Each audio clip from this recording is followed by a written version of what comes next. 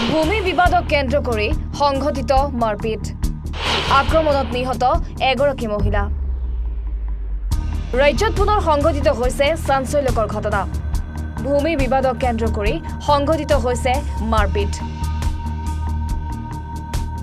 মৰিগাঁও মিকিৰভেটা আৰক্ষী থানাৰ অন্তৰ্গত মিকিৰ গাঁৱত সংঘটিত হৈছে এই ঘটনা অভিযোগ অনুসৰি একে গাঁৱৰে মফিজা বেগম নামৰ মহিলাগৰাকীৰ আক্ৰমণত নিহত হয় সিনু বেগম নামৰ এগৰাকী মহিলাৰ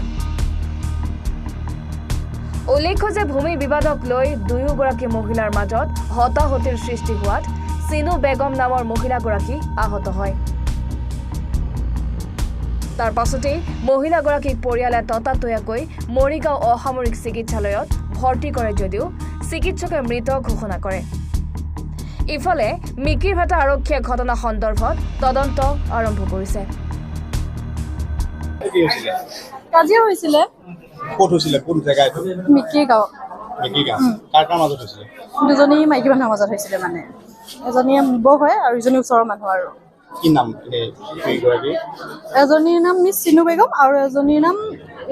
এনে ঘৰত মইনা বুলিয়ে মাতে তাৰপিছত মফিজা বুলি জানো আৰু ঢুকালে কোন চিনু বেগম ঢুকাইছে কোনে মাৰিছিলে মফিজা বেগমে মাৰিছে কাক মাৰিছিলে চিনু বেগমক মাৰিছে এতিয়া কিয় কাৰণে মাৰিলে কিয় কাৰণে মানে ওচৰৰ কিবা মাটিৰ সলনি অলপ কাজিয়া হৈ আছিলে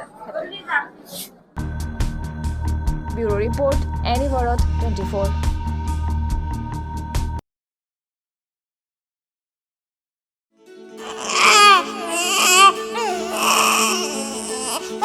অভিনন্দন আপোনাৰ এজনী ছোৱালী জন্ম হৈছে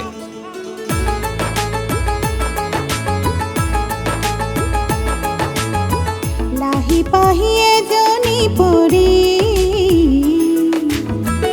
আহিলে ঘৰখন উজলি বেটি বচাও বেটি পঢ়াও বেটি বচাও